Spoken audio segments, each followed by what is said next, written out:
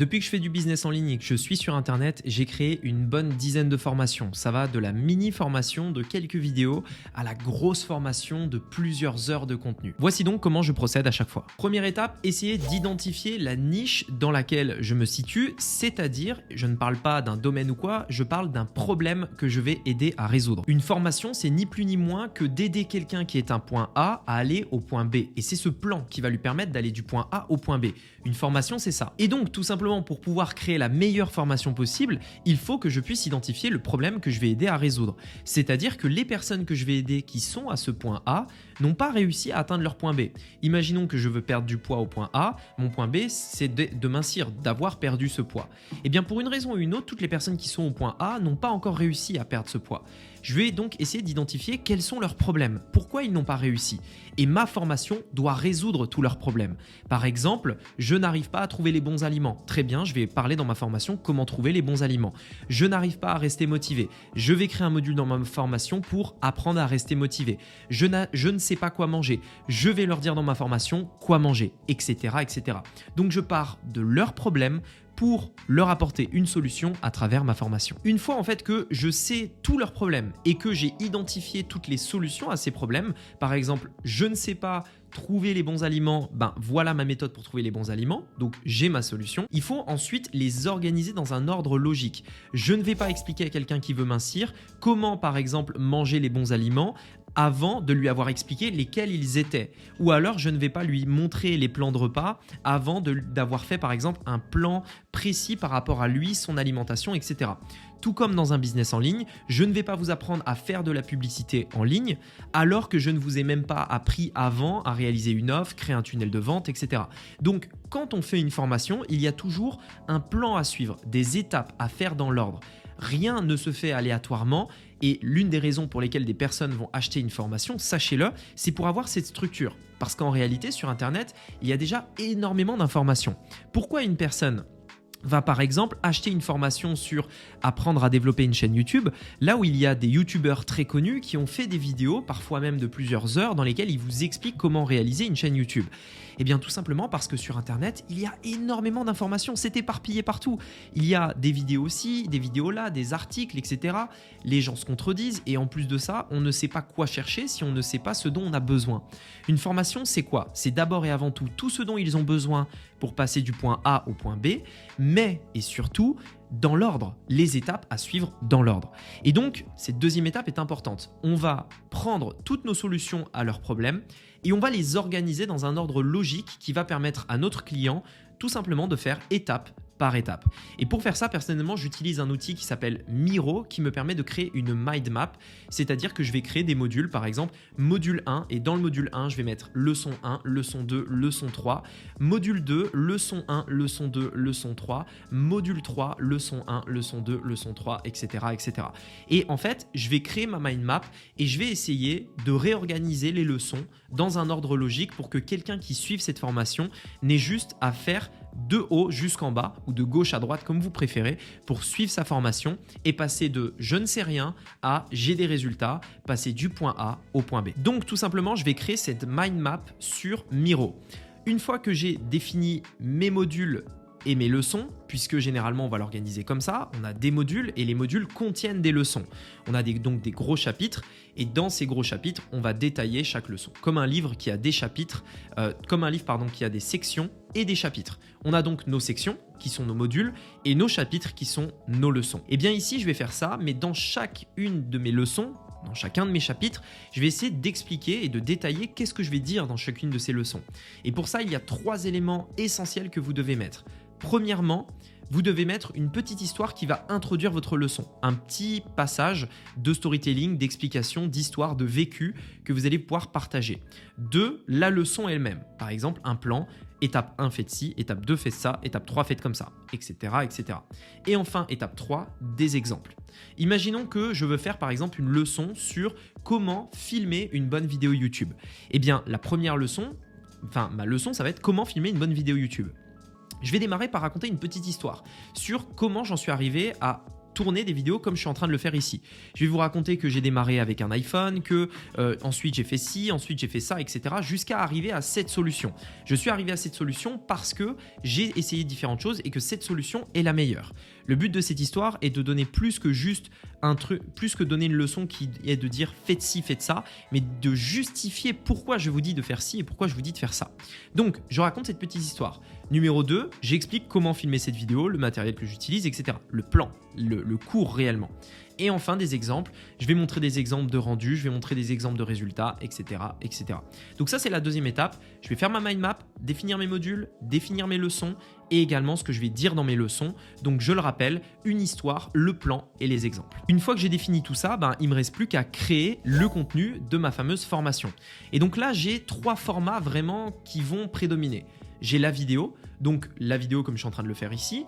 Le texte, ça va généralement être des e-books par exemple. Et enfin, l'audio. Par exemple, je peux faire un podcast, une leçon sous forme d'audio. J'ai juste mon micro ici et je vais simplement enlever la vidéo tout simplement. Et donc, je vais pouvoir faire ça sous ces différentes formes. Maintenant que mon cours est très structuré, que j'ai mes modules et mes leçons, en fait, j'ai juste à prendre mon cours et expliquer tout simplement la leçon que j'aimerais partager. Donc en vidéo, en audio ou en texte si c'est par exemple dans un e-book. Une fois que tout ça est organisé, je vais simplement me contenter d'héberger ma formation. Si vous avez des vidéos, vous aurez besoin d'un hébergeur vidéo et d'une plateforme de formation.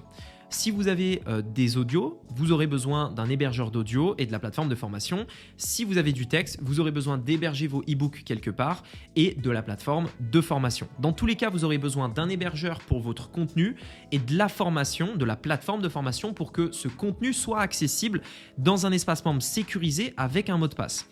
Donc, concernant les plateformes de formation, vous en avez plusieurs. Pour ma part, j'utilise ClickFunnels. C'est intégré directement dans mon logiciel de tunnel de vente. Mais il y a également Kajabi, Teachable, etc. Bref, si vous en voulez, vous allez sur Internet, vous mettez alternative Teachable, alternative Kajabi, ce genre de choses, et ça va vous ressortir pléthore de logiciels qui vont vous permettre d'héberger vos formations. Concernant l'hébergement de votre contenu, la vidéo par exemple, les vidéos, vous avez plein de plateformes pour héberger vos vidéos. Vous avez YouTube, bien sûr, mais le problème de YouTube, c'est que en fait, ça va vous présenter plein de publicités sur vos vidéos de cours, ce qui n'est pas top. Quand quelqu'un paye pour une formation et qu'il a une pub juste avant sa vidéo de cours, c'est moyen. Donc, c'est pour ça que je n'aime pas héberger mes vidéos de cours sur YouTube. Vous avez donc Vimeo, vous avez Vidéas et vous avez Voomly, par exemple, qui sont des alternatives possibles. Vous en avez plein d'autres, bien entendu, mais c'est plus ou moins les plus connus. Concernant le texte, vous allez faire votre e-book et votre e-book, une fois qu'il est fait, vous pouvez l'héberger sur simplement un cloud qui vous permet de partager ce e-book avec un lien. Donc ça peut être Google Drive, ça peut être Dropbox, ça peut être tout un tas de clouds disponibles qui vous permettent de partager des documents avec un lien. Dans votre espace membre, vous mettrez simplement le e-book, une photo du e-book et un bouton pour pouvoir accéder à ce cloud, donc Dropbox, Google Drive, etc. Pour l'audio, je vous recommande Ocha qui vous permettra d'intégrer directement un lecteur d'audio, un lecteur de son directement dans votre espace membre. Donc vous avez votre espace membre sur Kajabi, ClickFunnels, etc. Vous allez directement y intégrer le lecteur audio pour pouvoir écouter votre podcast directement depuis votre espace membre. Donc c'est la troisième étape. Maintenant que j'ai mon plan de formation, je vais simplement me mettre à commencer à créer mon contenu. Donc vidéo, je l'héberge sur une plateforme de vidéo, etc. Vous avez compris, je crée le contenu de mon cours, de ma formation. Une fois que tout ça est en place, en réalité, j'ai fait la partie essentielle qui va être de créer ce cours, de créer cette formation.